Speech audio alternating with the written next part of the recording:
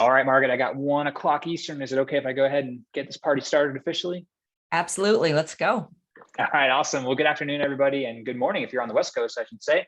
And if you're watching this recording, I hope you're having a good day, no matter when and where you are. We are here to talk about how to get more grants, specifically through donor cultivation. Oh yeah, nice angle to be looking at this topic. I'm excited that all of you are here. I'm Stephen, I'm over here at Bloomerang, and I'll be moderating today's discussion as always. And just a couple of quick housekeeping items. Just want to let you all know that we are recording in this session, and we'll be sending out the recording as well as the slides later on today. So if you have to leave early, maybe you just want to review the content, don't worry, we will get all that good stuff in your hands just a couple hours after we finish up here. But most importantly, we love for these sessions to be interactive. So send in your questions and comments. We're going to try to save a little bit of time at the end for Q&A, but we would love to hear from you throughout. I'll keep an eye on those. There's a chat box, there's a Q&A box. You can use either of those, we'll see them. But bottom line is we would love to hear from you. You can even send us a tweet. I'll keep an eye on that as well. So don't be shy, don't sit on those hands. And if this is your first Bloomerang webinar with us, welcome. Special welcome to you first timers. We do these webinars just about every single Thursday throughout the year, bring on a great guest speaker. Today is no exception by any means, but if you've never heard of Bloomerang beyond these webinars, we are also a provider of donor management software. That's what Bloomerang is. It's a donor database. You can even do grant tracking, which we love as well. So check that out if you are maybe interested or just kind of curious about us.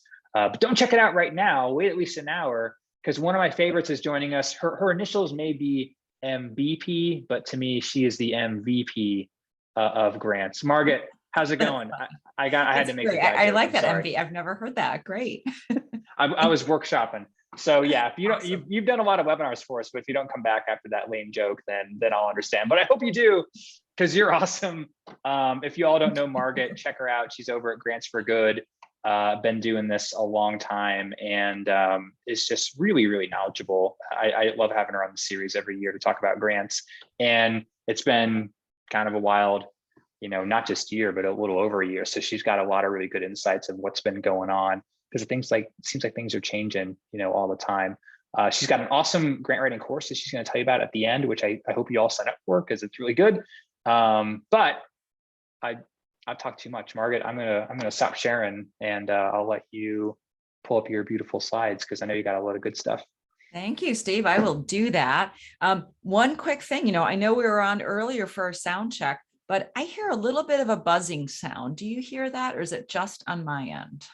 I don't hear it, but it might have been me. I'll mute myself. Maybe it'll go away. Okay. I just want to make sure we have the best possible webinar for everyone who's here today. So I am so excited that we're here together. Thank you for choosing this webinar among the thousands that you've probably gotten in your inbox in the last year. I'm really excited to be here with you. As Steve said, my name is Margit Brazda Poirier, and I am owner and founder of Grants for Good, a grant consulting company that I started in 2009. I also have some funny initials after my name. MS means I have a Master's of Science in Natural Resource Management, and I worked in that field for 20 years, and I was writing grants at times there too. That's what got me started, writing grants for environmental projects. And GPC stands for Grant Professional Certified. So that means that I sat 5 hours for a really, really long multiple choice test and have a whole bunch of credentials that say, I get national certification for doing this. But truly, I love to do it because I love that when nonprofits get the grant funding they need, they can do extraordinary things. And that's why I teach these courses. That's why I'm passionate about really helping others do this stuff and get the most they can get for grant funding with the least amount of time, preferably. So this webinar is called Get More Grants with Donor Cultivation Now and Post-Pandemic. I don't love the term donor cultivation. It sounds so impersonal, but calling this webinar Get More Grants by getting in touch with funders and getting to know them, et cetera, is just too long of a title. So here we go. And I'm going to share some great insights with you today. So in the next 45 minutes or so, I'm going to talk about the 5% rule and why it matters right now. If you already know what that is, stay tuned. I've got some fresh data for you. I also want to share with you some tips for engaging your board in fundraising, for utilizing social media and really leveraging your current connections as part of getting grants. I also want to share some tips about how to have the best meetings and site visits with funders. So it's all under that donor cultivation umbrella, right? But I want to share tips because I was a former funder. So I have been grant writing for several decades. And again, Grants for Good, I started it back in 2009. So that's been 12 years. But I also was director of a large family foundation, not my family, but the family that started Xerox Corporation. And I got a lot of important insights and information when I was in that role. And I've also done a lot of reviewing for state and federal grants. So I'm going to share some tips with you all throughout to try to make this process painless and, most importantly, fun, kind of like these kids running these science experiments. Okay, we want to be able to have fun with this stuff.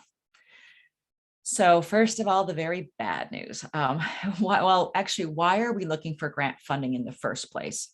Well, the main reason is it's a great source of revenue for your nonprofit or business. If you're here as a business, there are grants for businesses.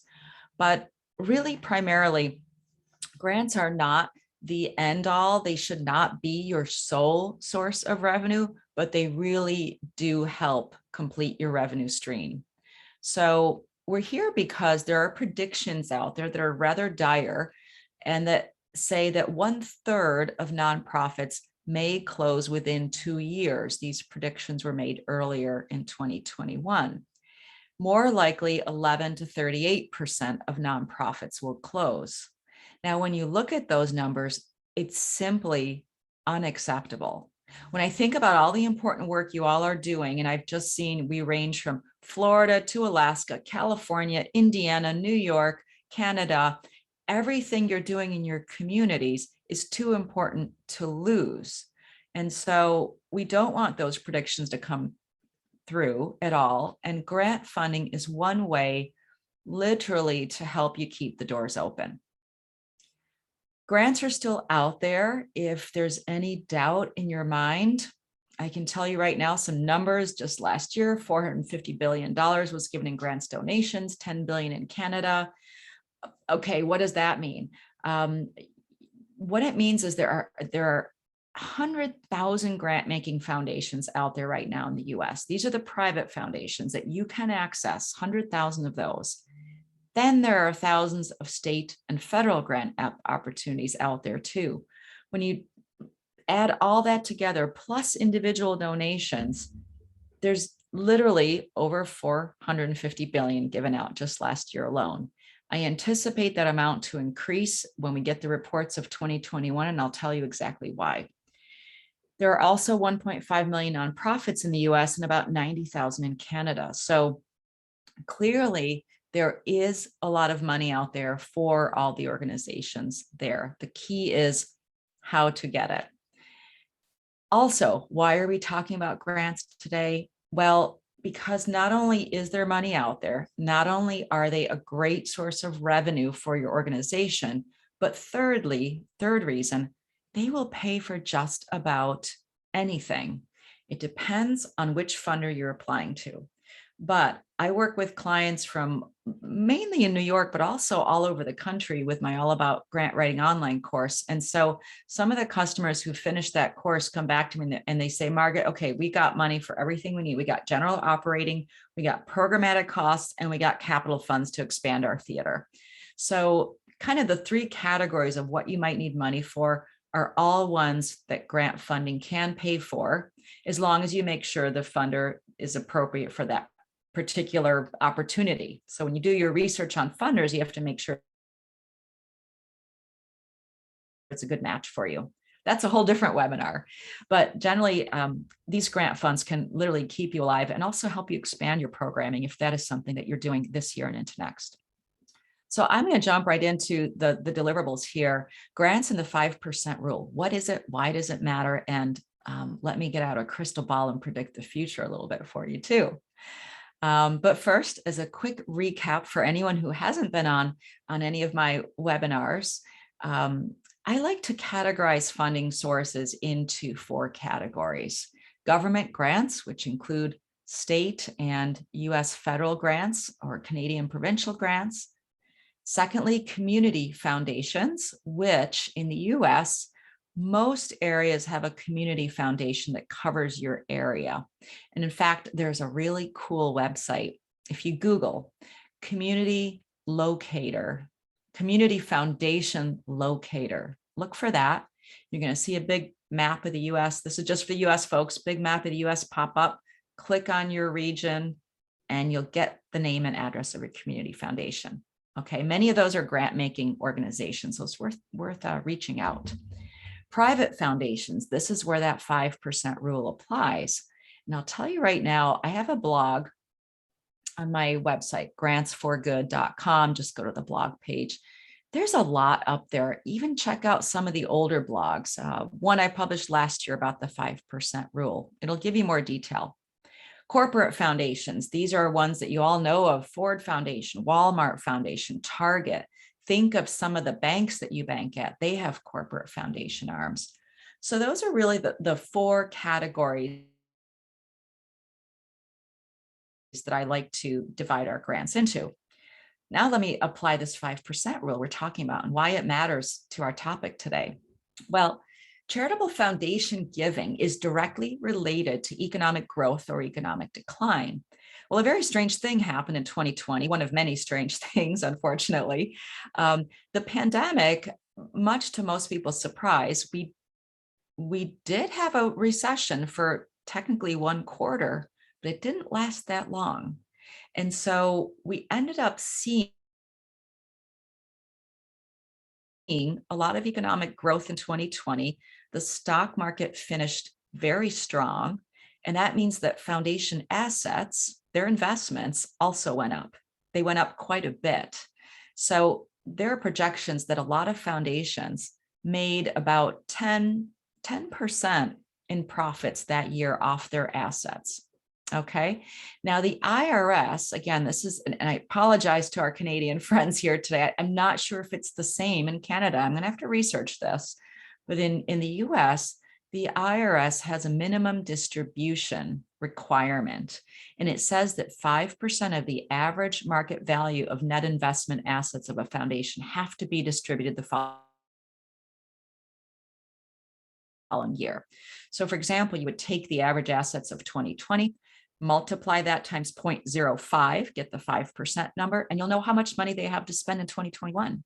So it's a great way for you to predict what a foundation has to give out in charitable donations. Now, some of those qualifying distributions can go to a little bit of administrative costs, but it's very minor. Put that aside. Most of those have to go to you all, to nonprofit organizations. Now, interesting thing about this, there's a couple ways to find out assets. So first of all, if you want to do this research, go to any foundation you're interested in, hop on their IRS Form 990, which is their tax return. This is public information. It will tell you the current assets of the foundation for the year ending. In this case, this is a 2015. I'll have to update this slide, but you can find out foundation assets from 2019, from 2020, and again, apply that 5% rule to see how much they have to give out. Also, you can check their annual reports or their websites if they have them to see what their assets currently are. So those are some quick and easy ways to do this. I'll tell you a little bit more about my All About Grant Writing course at the end, and I go into much more detail about funder research in that course. But for today, I want to share some really interesting data with you. 2019 versus 2020, for all of you numbers geeks out there, and I am a self-professed math geek, so I love the numbers. I just wanted to look into what has been the trend in foundation giving, because this is going to affect how we communicate with our donors and when. So 2019, foundations exceeded the 5% minimum that they had to give out. In fact, in 2019, they gave out about 7.9% on average. In 2020, they gave out about 7.4% of their annual assets on average. So they did go over that 5%. Good thing too, because in 2020, they were making over 10%. Again, this is totally on average, but it's lumping together small foundations, big foundations, everything. It does get more interesting though when you separate out the smaller foundations. And I know some of my clients are very local. They do very local work, and it's only going to be small local foundations that are interested, at least initially, in funding them. Good news about that is they're giving out 15 to 19% of their assets. They're really there for folks this year. And the larger foundations, well, they gave out more money because they have more assets, but it's a smaller percentage of their overall money. So about 6 to 6.5%. All right, I think those are some pretty cool numbers. What that tells me is that foundation giving is above 5% on average. And I do anticipate it's going to increase in 2021 and 2022. And it's mainly because of that 10% number you see right there. They did so well in 2020 that they're going to have to give out more money in 2021 and next year. All right, enough about the numbers. Let's chat a little bit about donor cultivation and contact and connections. We all know how important it is to build relationships with funders, but what on earth does that really mean? And how do we do it without pulling our hair out? Okay. And in the last 18 months, it has certainly changed drastically. We no longer call and say, would you like to get together for coffee? Let's go to lunch. Let's meet up at a conference. Even though there are more in-person meetings happening, and Steve and I were just talking about that, a lot of folks, including Steve and I, kind of like sitting in our flip-flops and pajamas. Well, maybe not today, but we like working from home. And so a lot of our connections are still going to be virtual for quite some time. So I want to talk a little bit first about where and how to connect with funders, and then what to do.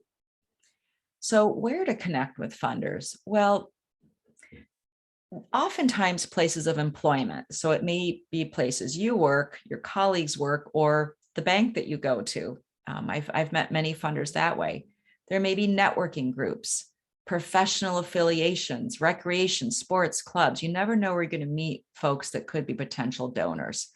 Any kind of social connections, social media, which I'll speak about too.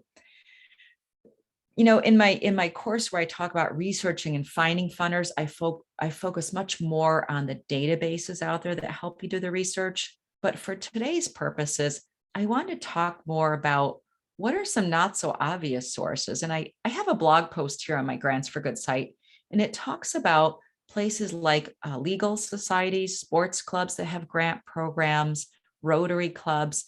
So there are a lot of other ways to find funding other than going and doing your searching in foundation, state, and federal grants. Although, mind you, that is the biggest source of money.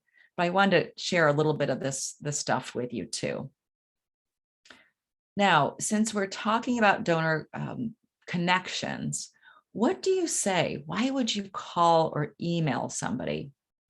Well, I still recommend phone calling. I recommend emailing, because right now, when you have a group of funders, you have a list of people that have supported you in the past, the best thing to do is keep them posted on how you're doing, especially since the pandemic began. Tell them what you're doing, because some people may assume that you have gone out of business or that your programs have decreased. And most importantly, tell them why you're doing it. I'll give you an example. I work with a nonprofit that helps provide group and individual counseling services for women affected by domestic violence. Well, the domestic violence rate had increased threefold in New York State directly as a result of the pandemic and stay-at-home orders. And so we had, the client I'm working with had a fourfold increase in calls for demand for services. So what that necessitated was that we find funders and make it very clear that there is this major spike in the problem of domestic violence, a major spike in the demand for services, which in turn really provide a compelling statement for the funder of why they should get on board and help us with this. And I'm going to give you another number. We are giving increased fivefold. We received 5 times as many grants as we did the year prior.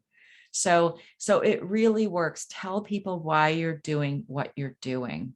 That's really what they're interested in, and the what and the how. Okay. So what could be the role of your board when it comes to this kind of work? So getting in touch with people who have funded you in the past, great. You've probably got names, connections, everything. Probably a no-brainer. But what if you're looking for some new foundations, or you heard of a foundation you really want to get in touch with, and it says, we do not accept unsolicited proposals? Do you say, oh, forget it then, let's just get them off our list? No.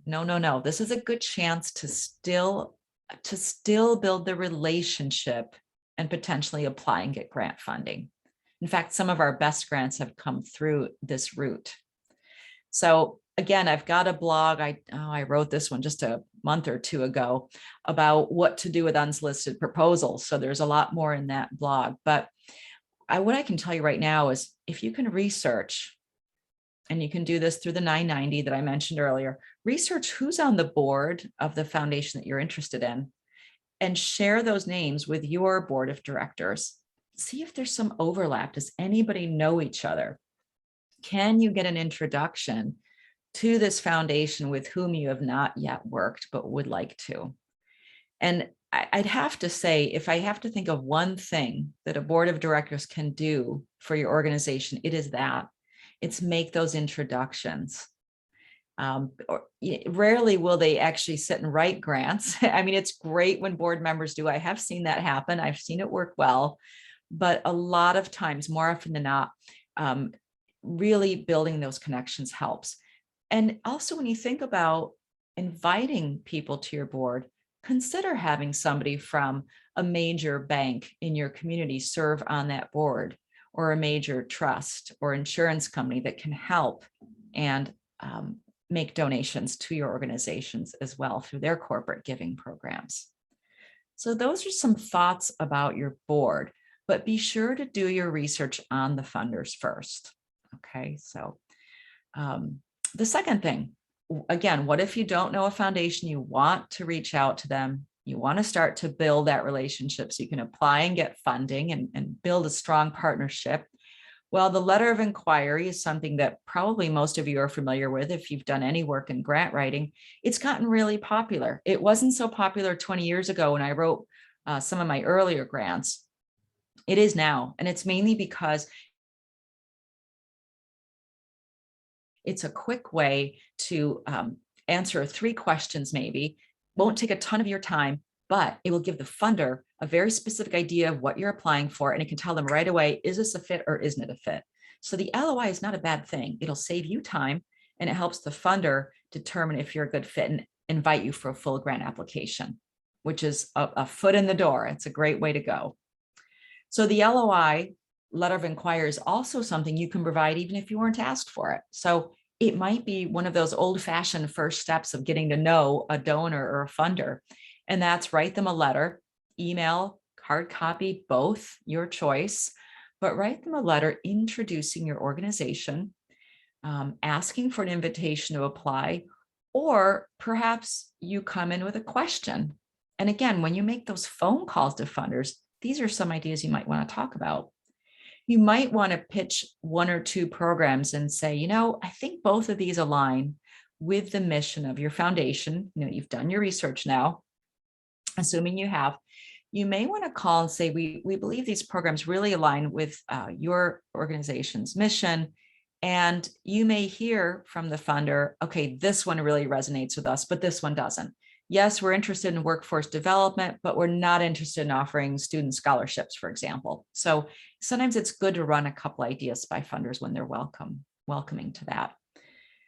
Now, co-planning a program. I've got to share something really cool with you all. I was just telling Steve about this before we started the webinar. Yesterday, I was moderating a session for the Association of Fundraising Professionals, and it was called Meet the Funders. We do this every year. We had 4 different funders come and serve and answer a whole set of questions, and then open it up for audience questions. So I've done a lot of these. I've heard of a lot of advice from funders, but I have to say yesterday something really different happened, something I have not seen before, and certainly not 2 years ago before the pandemic. And that was that funders are collaborating so much more together than they ever have before. I can tell you in the community in Rochester, New York, the funders that were present at this virtual Zoom call, just like today, said that they must have spent almost every day for 4 months talking to each other because they all pooled money into a community crisis fund specifically for COVID relief, for people struggling, for nonprofits rather, struggling to stay alive during COVID, okay, to provide PPE equipment, to do critical shifts in their work, in their programming. And so never have I funders always talk to each other, but never had I heard of, daily Zoom calls where people get to know each other's living rooms. Okay. And this had happened in the last year. Here's a second really, really big and encouraging thing that I heard. And I think we can safely extrapolate some of these trends into, throughout the country and throughout our regions, our communities. And that is more funders are giving a general operating cost. What a relief, because that's really what we need, right? That's what nonprofits need. Is it's great to get money for a specific program or to expand your programming as it exists, but how wonderful to get unrestricted funding that says, here, put this into your general operating budget and spend it as you need to. And that's exactly a trend that I did see happening last year. I still see it happening this year. This summer, I was writing a number of grant applications for clients that directly came out of American Rescue Plan funding. Okay. And in fact, if you get into my All About Grant Writing course, we're going to talk a lot more about American Rescue Plan funding and infrastructure fundings. That stuff is coming down the line. So there is no shortage of funding coming down the line. And a lot of it, I predict, will be for general operating funds. So that's some good news.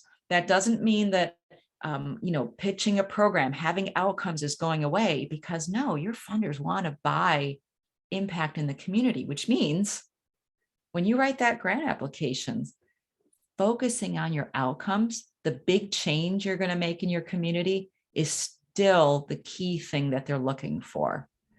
But I want to talk a little bit about co-planning. This is a third trend that I heard yesterday, and I do see it going on throughout the country. And that is that more and more funders want to be involved with nonprofits. Now, some of you are probably like, oh, that sounds like a disaster, but it can also be a good thing. It can be a good and a bad thing. Really, in most cases, I've seen this be a really positive thing where funders want to talk with you about your program in advance. What I heard yesterday was that a lot of the funders today, at least the foundations that were represented on this panel, they want to know more about the community need, and they're looking to nonprofits like yours, like you, to tell them what are the problems in the community, what can and should we be doing about it, and they want to be in partnership with you to make some big change. I hear a lot of terminology, systemic change, change throughout the community that's going to last beyond the life of a grant.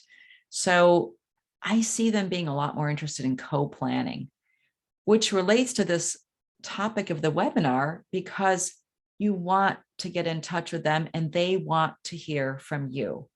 So don't make the mistake I made when I was a complete newbie to grant writing. And I thought to myself, oh, I don't want to be a pest. And well, I wasn't emailing back then, it was the early 90s, but and constantly emailing and phone calling people. But you're not a pest. You are helping foundations do their important work. So please, if you take anything from today, reach out to them only after doing your research. Okay, you may want to ask for an in-person virtual meeting. That might be another reason for doing an LOI. Or you may just have a question on something that is not available on their website or in any of your database research.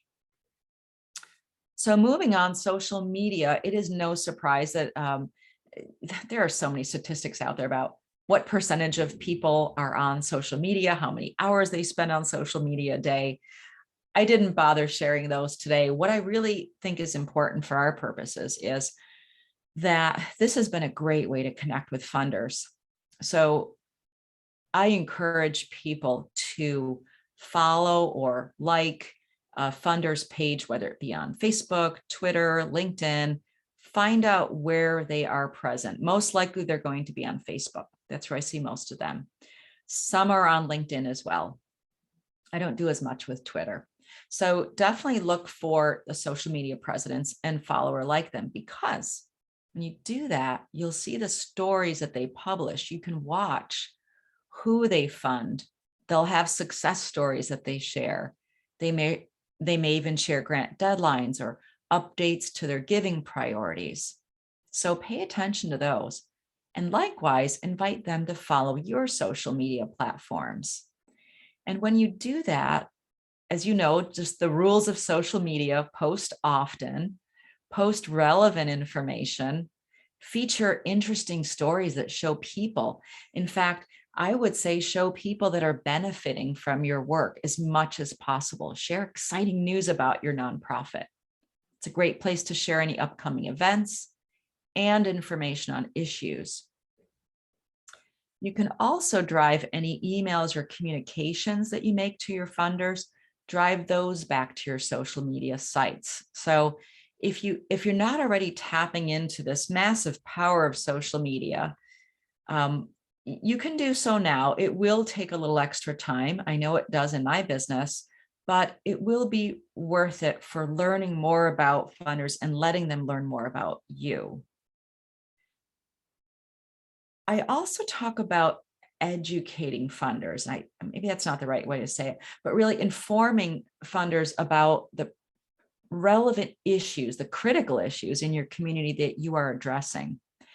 It's so important to do this because while many foundation executives, administrators, program officers, they may have a background in social work, for example, or health administration, or something that relates to what you're doing, but they may not.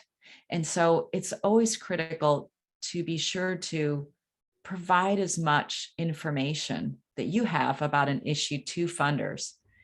I heard a recent trend that funders are less interested in the going out for coffee than they are learning about something going on in the community that makes a difference to them and their mission. So social media. Oh, and speaking of which, here's a 2-second intermission. I would love to invite you to my group called Get the Grant with Margit. It's my private Facebook group. Just jump in there and I'll get you approved as soon as possible. We have over 600 people now, and I also share any upcoming events that I run. So I hope to see you in there. It'll be a good way for us to connect. That was the 2-second intermission there. Oh, by the way, Steve kindly sent out a handout that I developed for you, and this link is on that handout, as are some of the links that I've been referring to all along in this presentation. So you won't miss out. You don't have to write them down real quick. All right, our third big thing, funder meetings and site visits. Where are we with time here? I'm gonna make sure we have plenty of time for questions. Good. So we're going to talk about funder meetings and site visits. This is the gold standard. Boy, if you can get a site visit, even during a pandemic, or at least a virtual site visit or a meeting, it is worth so much. Because what's better than reading a big long grant application than actually talking to the person that's excited about their program, that is on the ground every day helping, kids with after school programs, or helping people get breast cancer screenings that couldn't ordinarily get to their appointments, or doing food deliveries, you name it. To actually see a program in action is really one of the best things you can do in terms of building a relationship with a funder.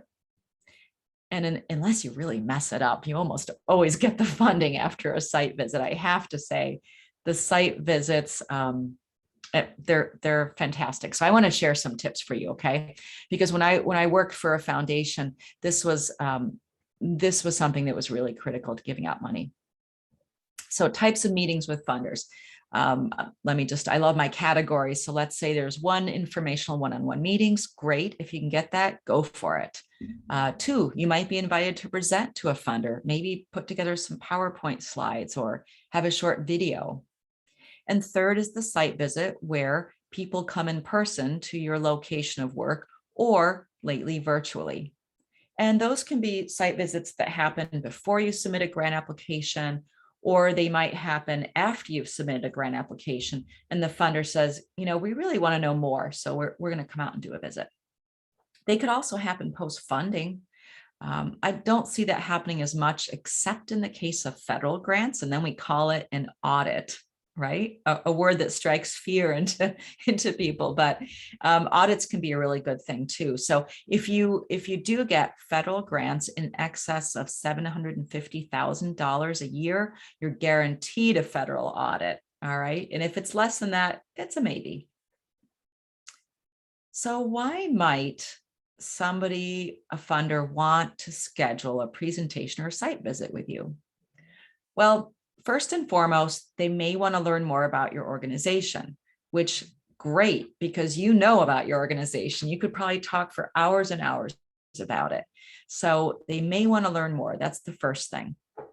Secondly, they may need to determine whether your organization truly has the capacity to deliver what was proposed in the grant application. So this might be you wrote a fantastic grant application, but maybe your organization had some budgetary problems in the past. And so many of us have, right? So many nonprofits have. So they may just want to kind of do an assessment and say, okay, do they have the capacity to deliver this? So that a site visit might do that. As I mentioned before, they may want to see the impact of past grants from a foundation. They want to see what happens after you've been funded. Fourth, they may want to be an active partner. Oh, love when this happens. If they want to be an active partner, because what that often means is they will not fund you for just 1 year. This may be a relationship that leads to 2, 3, 4, 5 years worth of funding, which again helps you save a lot of time and effort. They also want to see a program in action at times, if that's applicable and possible. And they might want to meet new staff. Maybe you've just hired a new executive director, or perhaps you've, a major shift in your staffing. This is another good reason to schedule up a site visit. I'm going to share with you a rather detailed slide here too, with some more specific tips. I won't read them all. You do have access to my slides. But I did some research with funders from all over the country, and I did some interviews with them a few years ago. It was published in the Grant Professionals Association Journal. And here's my summary chart, kind of the do's and don'ts of site visits. And I'm just going to highlight a few of these. In a nutshell, we don't want to overwhelm funders with a whole bunch of materials and things that they have to review. Best thing is take that 20 minutes, half hour, hour long, however much time they spend with you, to really share your genuine, authentic passion for what you do and why you do it. Because I'm betting everybody here in this webinar has the know-how to make 6 times more money than they do right now, and maybe even work less than they do right now. But you're here for a reason. You know what you're doing is making a positive impact in the community. You know it matters. So let the funders know that too. Okay. So that is really going to so-called sell your program. However, I do recommend a 1-page sheet. Give people a 1-page quick highlight or fact sheet or mini case statement that they can take with them. That's often helpful. Definitely be honest. Don't hide any bad press or challenges that your organization is facing. Be upfront because they'll probably find out anyway. But I think it's helpful to show the good with the bad and really show what have you done to, especially in this pandemic, what have you been doing to stay afloat? And I believe that funders have there's far more compassion out there right now for nonprofits than there has been, and businesses, because everybody is struggling. So it's important to share, did you get the PPP loan? Did you get an EIDL loan? So those are things that have probably helped you throughout the last year and a half or so. Let's see, what are some other things to pull out? Oh, here's a really basic mistake. I have seen this made. Make sure everything looks clean. There's a good visual impression. You don't want boxes lining the hallway. Believe it or not, I've seen this kind of stuff and it just makes a really bad impression. So looking organized means you are organized. What's another one? If you don't have an answer to a question at the time, be sure to follow up immediately as quickly as you can. Let's see. Oh, and one more. You're probably not going to have this site visit on your own. At least I hope you aren't. I hope you'll have maybe 1 or 2 staff members or a board member, or maybe even if it's appropriate, a person that has benefited from your program. Maybe it's one of the teens that participate in the Girls and Boys Club after school program, or maybe it's an adult that has truly benefited from some of the healthcare services you provide. Regardless, you may want to have 2 or 3 people with you on a site visit, and be sure that you all meet ahead of time so that you're all on the same page in terms of what you believe the mission of your organization to be. Okay, so that may sound like common sense, but I've seen some kind of disasters happen that way. So I want to make sure that you don't fall into that. Well, good. So those are some of the quick tips.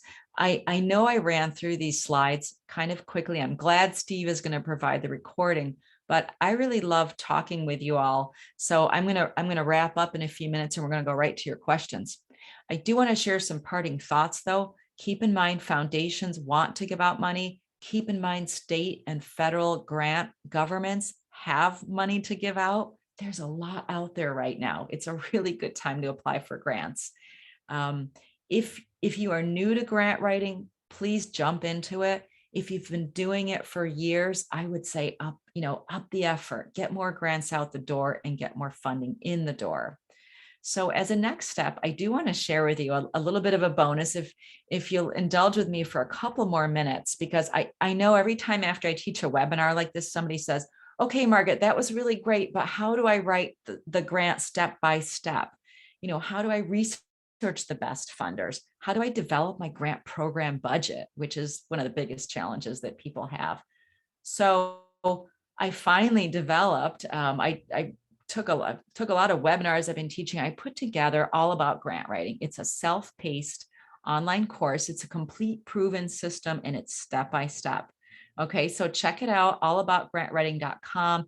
By the end of the course, you will have finished your grant application.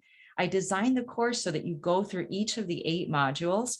And when you fill out the workbook that I provide for you, you will have a list of your best fit funders and you'll have a grant application plus budget done. Okay, so it's not sitting there going through each module and learning and maybe even being bored. It's none of that. You are going through and working the whole time. So this is what excites me is I've had students, customers come back to me and say, Margit, I was so new to grant writing, but within 6 months, I have $200,000 for my organization. And this sounds like one of those crazy infomercials, but it just feels too good to be true, but it's true, so I'm getting these reports of people making, finally getting the grants that they've been needing. And it excites me so much because, me and all the other grant professionals out there, we can't sit in your office. We can't be in 100 places at once, but now with this course, I can, because this is like me sitting right next to you, holding your hand, doing the work with you. So I'll teach you to find the best grants. I have a 7-day plan in there that you're welcome to use about how to get the grant proposal done. And there's a ton of bonus materials that people just rave about. They love the grant templates. I share with you budget templates, grant application templates, logic models, letters of inquiry that we just talked about. You'll see the ones that I've written that have been funded so that you can use those as models or samples, for your work as well. The step-by-step perfect planning workbook, you complete that, your grant application is done. And lastly, I really don't like buying online courses only to find out that I'm left completely to my own devices with nobody checking in on me. So what I've done with this one is I have a private Facebook group for customers only where we all interact and we do a lot of fun stuff on there. And every month or 6 weeks, depending on the holiday schedules and such, I will run a live Q&A with me. So we can actually chat in person in a meeting format, and we can talk about any issues you're having with the course or any sticking points on a current grant application. So it's a really fun way for me to keep working with you. Okay. Real quick, I've got a discount for you because you're here with Steve and I on this fantastic Bloomerang webinar. Gosh, I love these Bloomerang webinars. I've learned a ton from them. So I've got a discount for you for $100 off the course. It expires October 15th. Use the code GRANTS100 to get your $100 off by the 15th, which is next Thursday. Okay. And if you want to use that $100 code on the 3 payment plan, you're absolutely welcome to do so as well. That may help with some budget planning. All right. Thanks again for being here. I've got my email here if you want to contact me after. My website, grantsforgood.com, and the site with the course is allaboutgrantwriting.com. I would love to hear your questions. Nice. Thanks, Margaret. Yeah, before we get to questions, just want to say thanks. Awesome information. And it's always awesome to have you. So thanks for doing this. And I hope people reach out and take advantage of those offers. Cool. We got some questions here. If you haven't asked a question, do so, because we've probably got about maybe 10, 11 minutes for some questions here. Here's one from Daryl, and we were talking about this before, Margaret, but Daryl's saying you mentioned possible funding for general operations. Where do you think that will be the source? And what's the timeline? I mean, you said you're kind of already seeing that now. Is that the case, or do you think it'll not continue, or what's your feeling there for the general operating funds? Yeah, that's a good question, Daryl. So here's what I would say to that is, I'm sorry, did I just mess up my sharing here? Here we go. No, we still see it. Okay, good. So what I saw happening last year in 2020 was that some foundations were giving out more general operating funds, and some foundations were getting in touch with their grantees and saying, okay, I know that we funded you for this specific purpose and program, but right now we're going to grant some leniency and say, use those funds as you need to use them. I've actually heard people saying that. So that was what I saw in 2020. What I've seen in 2021 this year is a trend that there are some more grants for general operating funding out there. Having said that, what I sometimes do, and I recommend anyone on this call do it too, is ask for program funding, but be careful to make sure that you are honest about the cost of a program, because it does include things like overhead, utility payments, insurance. Okay, those are all general operating costs. So include some of those in your line item budget. Quick tip there. Okay, so 2021, what I see happening now and in the future. This past summer, the American Rescue Plan passed, and almost immediately I saw that one of the federal agencies in the US, the National Endowment for the Arts, immediately came out with a request for proposals, and in turn had specific COVID relief funding. Okay, so we wrote a whole bunch of those. Some of that money trickled to the state, New York State Council on the Arts, because we're in New York. So again, more grant opportunities. So you may want to really look closely at some of the federal grants out there right now. Go to grants.gov and see what's available, because some of that is money that came through the American Rescue Plan Act, and it's probably trickling down at the state level. And a lot of that is general operating. So yeah, check that out. There's 26 federal grant making agencies on grants.gov. So I'm hoping there's one that really fits the kind of work that you do. Thanks for asking that. Nice. Yeah, it's been my observation that there's a lot more of those general operating funds, being out there. So hopefully that's the case for them. Vicky's got a cool question here about site visits. Have you seen that done virtually at all, Margit? It sounds like Vicky's maybe tried that through videos, PowerPoints, interactive things, but it's not quite gelling. Have you seen that work at all, doing that virtually, or is it truly have to be an in-person thing? I have heard of them working. So I've not been involved personally in a virtual site visit because as the grant professional, I'm kind of in the background. As a funder, I was involved in many, many in-person site visits. And again, this was before really we were doing a whole lot of virtual work. I would still encourage it. If it does seem to, if you've heard that it turns off some of maybe a different generation of funders, it might be worth asking them, quite honestly, how they prefer to learn more about your program if it's not through a virtual site visit. Maybe it is something they would come out and see you, or maybe they prefer a short 2-minute video that you could shoot on your own iPhone. You know, the iPhones have gotten phenomenal now for video shoots. So I would actually point blank ask what they would prefer to see. But yeah, I Never think hurts the to ask, virtual right? ones, I've heard they've gone well. Nice. Here's one from Katie. Katie's looks like maybe setting up a meeting between their program officer and a potential new foundation. What do you think should be on the agenda for that first meeting, Margit, when you're maybe trying to court that foundation for the first time and you got the programs people in the meeting?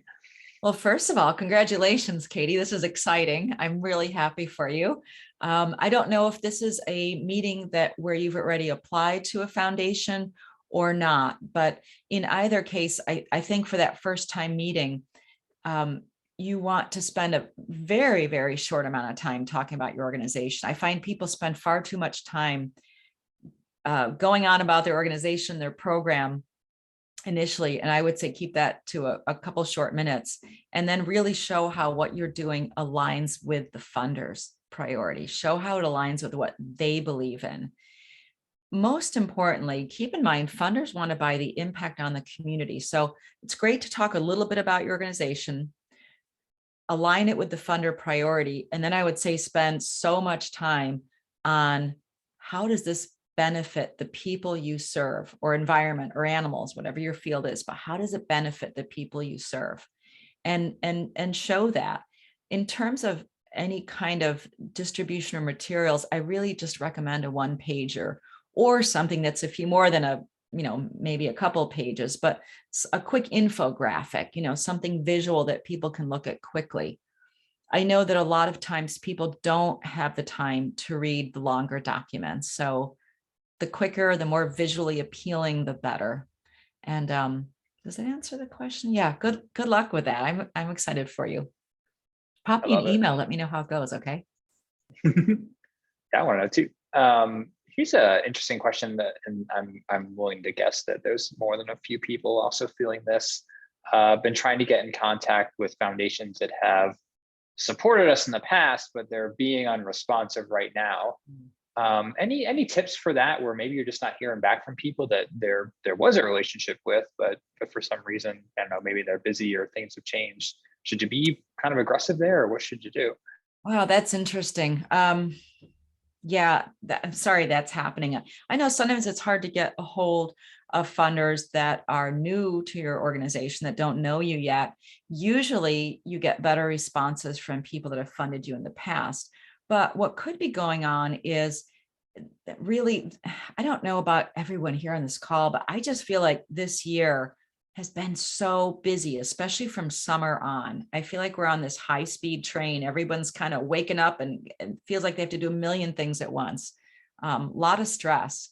And I know that funders are under those same pressures. And so one of the reasons they may not be getting back to you is simply time constraint. So are there some different avenues you can try? Can you reach out through social media through them? Can you send a couple more emails, text, phone? I would try some different avenues. You also might have a different person reach out to them. So is there the president of your board or somebody from your board that could reach out to them on your behalf? So that might be another tactic that I would suggest doing. Yeah, I like common that idea, problem. getting a third party. Yeah, that's a good Yeah. idea. Here's one from Matt.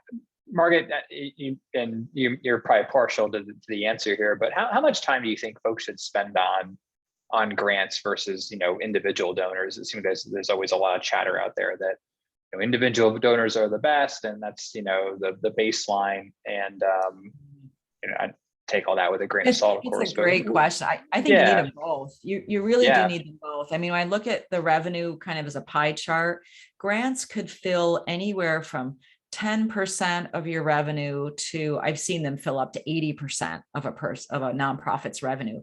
But that 80% is an exception. It's kind of an outlier. It's usually for really small grassroots organizations that are just getting grants nonstop. For the most part, I don't know, 10 to 30% approximately is what grants should be in your revenue stream. So definitely keep up the individual donations too. Yeah, you've got to do a little bit of both, especially when those individual donors, it may take a couple years of stewardship, and then this wonderful big gift comes through the door that's game changing. So I really recommend them both.